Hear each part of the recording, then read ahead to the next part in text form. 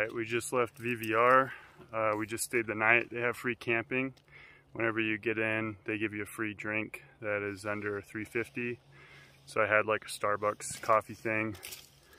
Oh, didn't know if someone was behind me. So they start a tab for you, so that can kind of add up.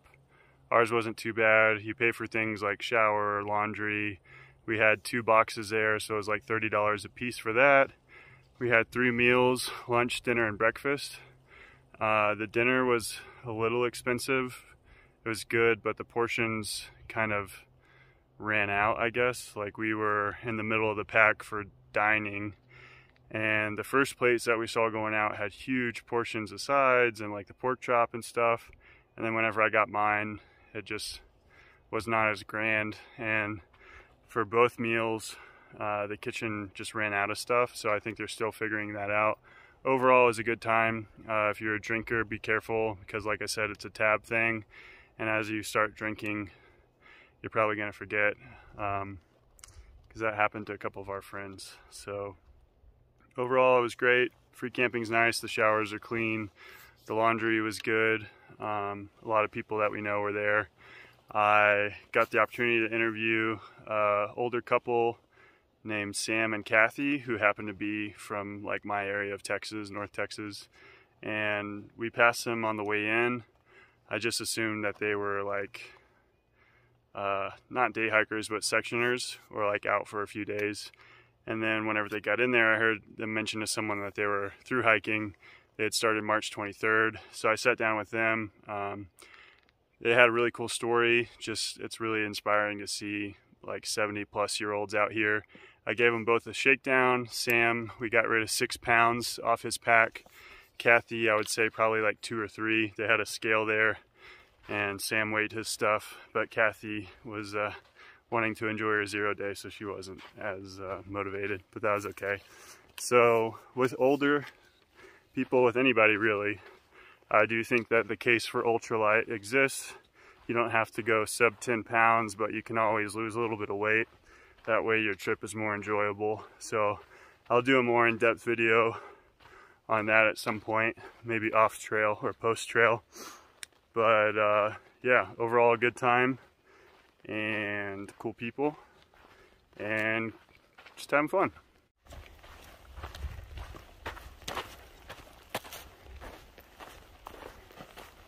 Hard up. Yeah. Looks pretty fresh compared to that.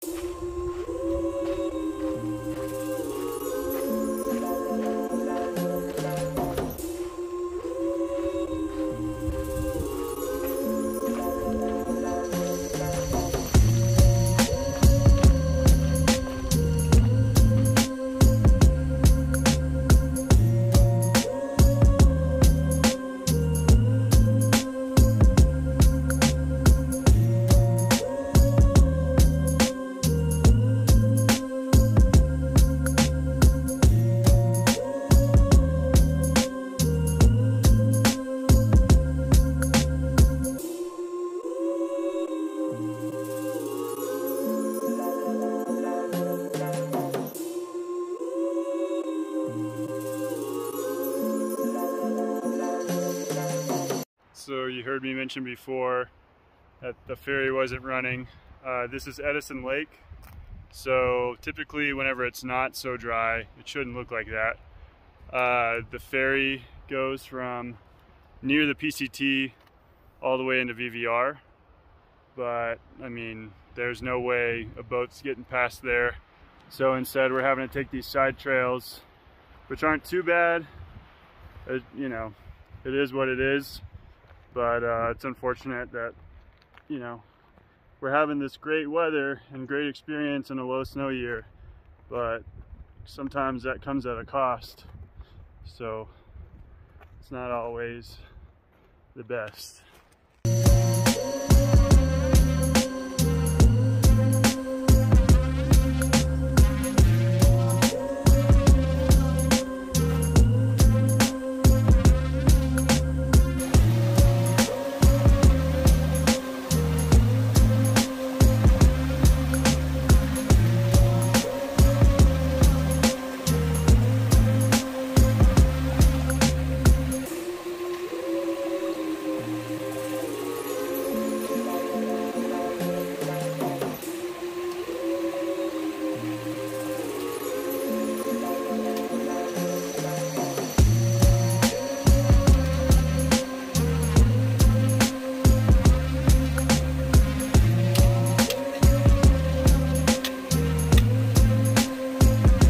Okay, we're making our way up Silver Pass. We rejoined with the PCT probably like an hour or two ago.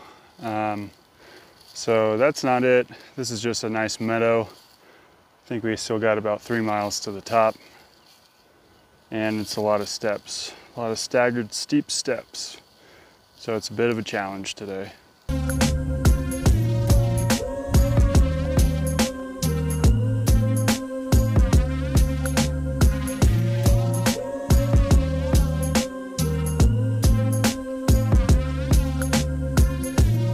Okay, we just made it over Silver Pass. It's 11,000 something. I could be wrong again. I'll put it here. We started at 7,600 feet at Vermilion this morning, so decent climb.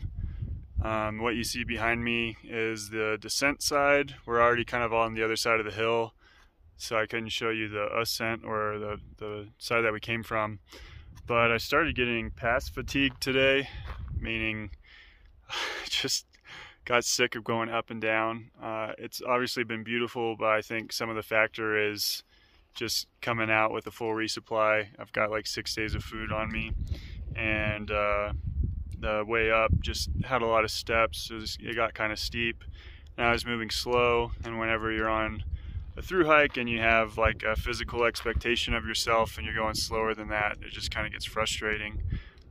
So my mental was broken a little bit, and then luckily joined back up with Honey Bear and Works Hard. Works Hard is 58. He's done the AT. He's from New York but living in Virginia, and so we all three were just talking. Talking always makes the time go by better. I was listening to some podcasts, but they weren't really speaking to me, and yeah, I mean, it just, again, like, there's just times where you're really not feeling it, and I know looking at everything behind me, it's a kind of a stupid thing to say, I guess, but it's just the truth. You can't really help where you're at mentally sometimes. It could be in the most beautiful location in the world and just not in the most beautiful location in your mind.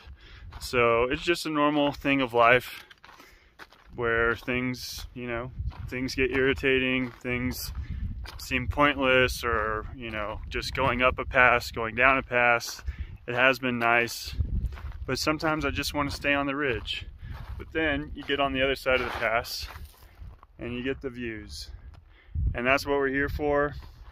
It's not easy spending every day or almost every day outside walking long distances with a pack on, but it's just part of it. But I hope that this shimmering effect shows up in the camera. But these lakes are just sparkling right now. So as I'm bitching and moaning and complaining about how difficult my life is, I'm just still, you know, looking at some pretty serene beauty. So just good to kind of keep context of what you're doing, and whenever you start to feel down, to just kind of know, like, it's just part of it. Just part of being human, and it's not the end of the world, and you just kind of got to suck it up and keep going up that hill.